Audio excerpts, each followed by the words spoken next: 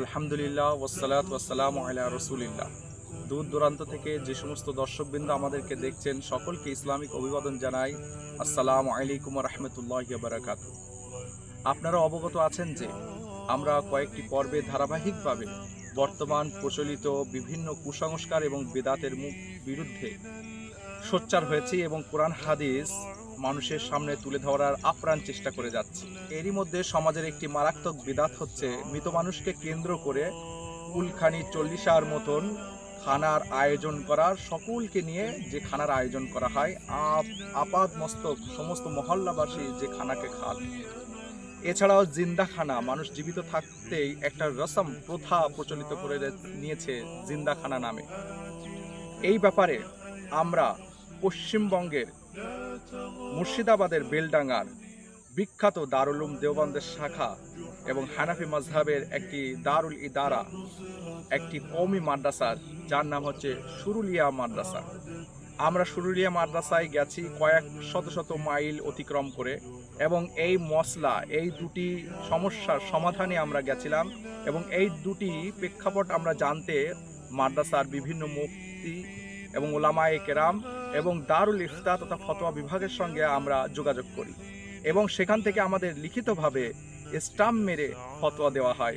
আর আমরা সেখানে দুটি স্বতন্ত্রভাবে প্রশ্ন রাখি এবং দুটি স্বতন্ত্রভাবে প্রশ্নের লিখিতভাবে সমাধান দেওয়া হয় সিলমোহর মেরে এবং স্টাম্প মেরে। মুর্শিদাবাদের বেলডাঙ্গা সুরুলিয়া মাদ্রাসার প্রধান গ্র্যান্ড মুফতি মাসুদ নদভী কাসমি সাহেব, তিনি আমাদের সঙ্গে যোগাযোগ করেছেন এবং আমাদেরকে ফতোয়া দিয়েছেন। আমরা আপনাদের সম্মুখে সেই ফতোয়া দুটিকে পাঠ করতে চলেছি, শুনুন।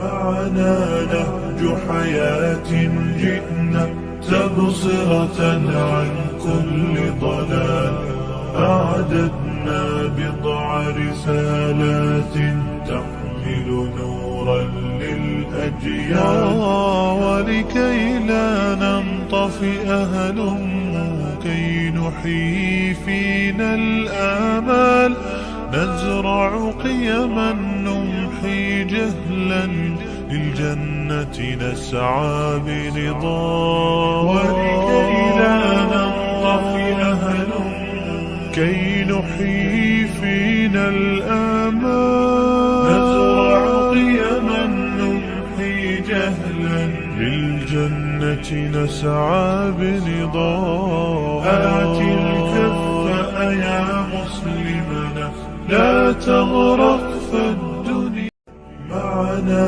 نهج حياة جئنا تبصرة عن كل ضلال أعددنا بضع رسالات تحمل نورا للأجيال ولكي لا ننطفئ هلموا كي نحيي فينا الآمال نزرع قيما نمحي جهلا للجنة نسعى برضا ولكي لا ننطفئ هلم كي نحيي فينا الآمال نزرع قيما نمحي جهلا للجنة نسعى برضا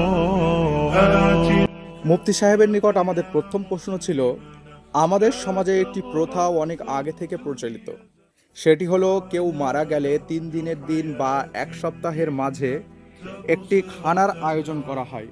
এতে ধনী দরিদ্র আলেম গায়রে আলেম সবাইকে দাওয়াত দিয়ে খানা খাওয়ানো হয়। এছাড়াও কুলখানি 40 নামে মৃত ব্যক্তির জন্য খানার আয়োজন করা হয়। এ কাজটি শরীয়তের দৃষ্টিতে কতটুকু বৈধ, দয়া করে জানালে কৃতজ্ঞ হব। মুফতি সাহেব উত্তরে লিখছেন, ইসলামে সবরেসানি করা ভালো কাজ, এর জন্য দান সাদকা করা ভালো।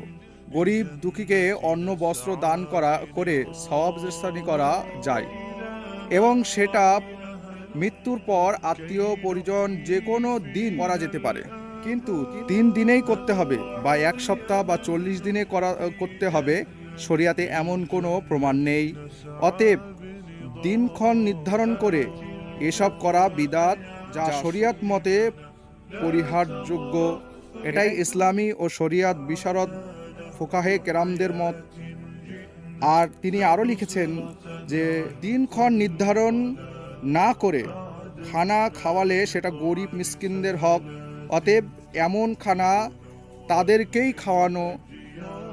তিনি পরে কোরআন থেকে উদ্ধৃতি দিয়ে বলেছেন আস-সাদাকাউ লিল ফুকারা। আমাদের অপর একটি প্রশ্ন হচ্ছে যে আমাদের সমাজে একটি প্রথা প্রচলিত রয়েছে যে ব্যক্তি জীবিত থাকতে জীবিত খানা বা খোদাই খানা ইত্যাদি নামকরণ করত মহল্লা জুড়ে সকলের জন্য খানার আয়োজন করে থাকেন।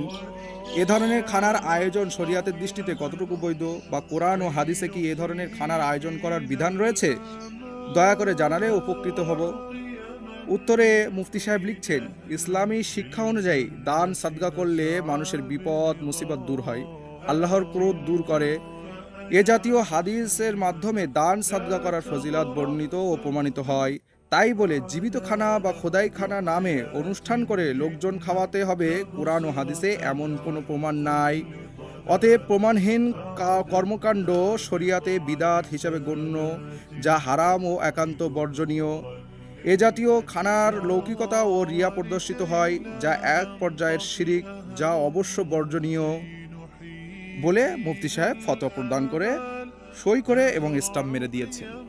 نمحي جهلا للجنة نسعى برضا ولكي لا ننطفئ أهل كي نحيي এবং সেটা মৃত্যুর পর আত্মীয় পরিজন যে কোনো দিন করতে পারে, কিন্তু 3 দিনেই করতে হবে বা সপ্তাহ বা 40 দিনে করতে হবে, শরীরে এমন কোনো প্রমাণ নেই। দিনক্ষণ নির্ধারণ করে সেসব করা বিধাত, যা শরীয়ত মতে পরিহারযোগ্য। এটা ইসলামী ও শরীয়ত বিশাল ফিকাহবিদদের মত। আর এটা সামনের হাওয়া দেওয়া আছে। জি জি। একরাহ ইত্তিখাযু তাআমিল ইয়াউমিল আউয়ালি ওয়াস সানি ওয়াস সালিস ওয়া বা'দা রাসূল। একরাহ ঠিক আছে? জি।